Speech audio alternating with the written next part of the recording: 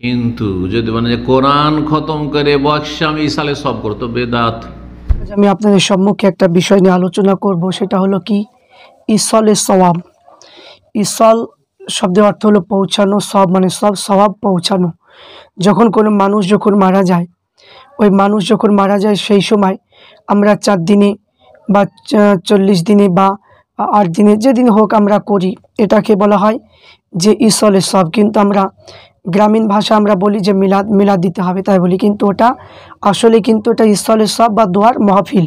তাই ইসলে সওয়াব মানে করা যাবে কি না এই সম্পর্কে আমি আপনাদের সম্মুখে ফুরফুরা শরীফের একটা কিতাব যে ফতোয়া সিদ্দিকিয়া, এই কিতাব থেকে নিয়ে আপনাদের সম্মুখে আলোচনা করব।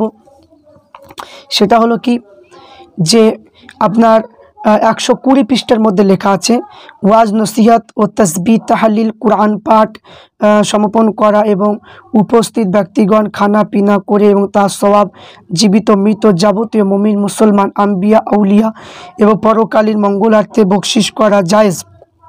এই প্রকার কার্য মৃত ব্যক্তির আত্মার জন্য ফলদায়ক হবে।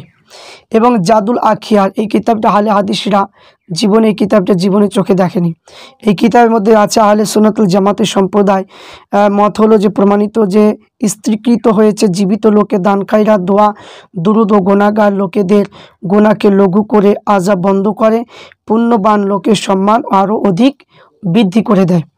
এবং মিনহাতুল খালিয়া কিতাবের মধ্যে 3য় খণ্ডের মধ্যে লেখা আছে, নফল নামাজ রোজা দান খায়রাত জিকির আজকার প্রভৃতি সওয়াব মৃত্যুর উদ্দেশ্যে নিবেদন করা এটা নিঃসন্দেহে জায়েজ।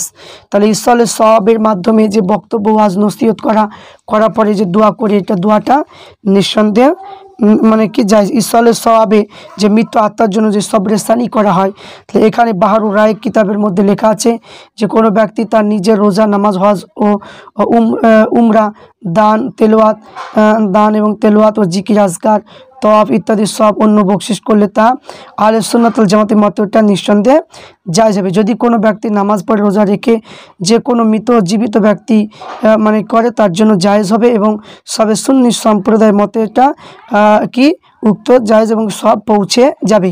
বাদাউস সানা কিতাবের মধ্যে লেখা আছে, যদি রুহে সবের উদ্দেশ্যে ব্যক্তি মৃত হোক কিংবা জীবিত হোক কোনো ভিন্নতা নেই, চাই কেউ অপরের নিয়াতে নেকি করে এবং নিজের জন্য নেকি করে পরে অন্যের উদ্দেশ্যে দান করে, কোনো ব্যবধান নেই। স্বামী কিতাবে এবং ফতুয়া আলমগীরির মধ্যেও লেখা আছে। তাহলে এখানে আমরা যেটা বুঝতে পারলাম, যে এখানে যে আমরা বুঝতে পারলাম সেটা হলো ইসলে সব করা নিঃসন্দেহে জায়েজ। তাহলে ইসলে সবে মেহমানদেরকে খাওয়ানো এবং মেহমানদেরকে খাওয়ানো এটাও এটাও মানে কি নেকি হবে, কারণ এখানে নেক নিয়াতে মেহমানদারি করা ওয়াসিন সওয়াবের কাজ এখানে হাদিস দ্বারা প্রমাণিত। বুখারী শরীফ কিতাবুল আদাবের বাবে একরামুস মানে অতীতের সম্মান এগিয়েছে মানে বাবের মধ্যে লেখা আছে, আবু সরি কাবি হতে বর্ণিত আল্লাহ রসুল বলেছেন, যে ব্যক্তি আল্লাহ ও কিয়ামত বিশ্বাস স্থাপন করেছে তার কর্তব্য মেহমান যত্ন করা। মেহমানদেরকে একদিন এক রাত যত্ন করলে হবে, রাত্রিসহ 3 দিবস আতিথ্য করা সুন্নাত। অতিরিক্ত মেহমানদারি করা এবং গৃহে স্থলে মানে ইচ্ছাধীন সদকার মধ্যে গণ্য হবে। অতীতে পর্যন্ত গৃহস্থলী বাড়িতে অবস্থান করা সঙ্গত, যাতে বাড়িওয়ালা বেগ পেতে না হয়।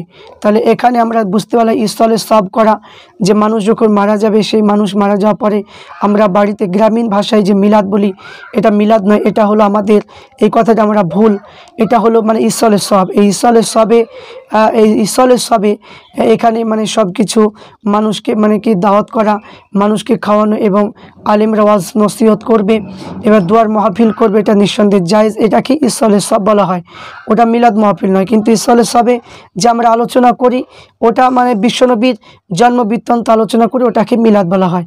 তাহলে এখানে বুঝতে পারলাম যে ইসলে সব নিঃসন্দেহে জায়েজ। তাহলে ফুরফুরা শরীফের কিতাব অনুযায়ী আমরা এটা বুঝতে পারি। আল্লাহ পাক রব্বুল আলামিন আমাদেরকে ইসলে সব করা, আল্লাহ পাক রব্বুল আলামিন আমরা যেভাবে প্রথম থেকে করে আসছি এবং আজীবন ধরে করে থাকবো, এটা আমাদের নেকি হবে। যাদের কোনো প্রয়োজন নেই তারা করবে না, এবং যাদের কোনো মানে কি নেকির কোনো অসুবিধা নেই, যারা নেকির পাহাড় বেঁধে ফেলছে, তো তাদের কোনো অসুবিধা নেই। আমরা গুনাহগার মানুষ, আমাদের নেকির প্রয়োজন, এই জন্য আমরা ইসলে সব করব। মানুষ মারা গেলে ইসলে সব করব। আল্লাহ পাক রব্বুল আলামিন আমাদেরকে সঠিকটা আমল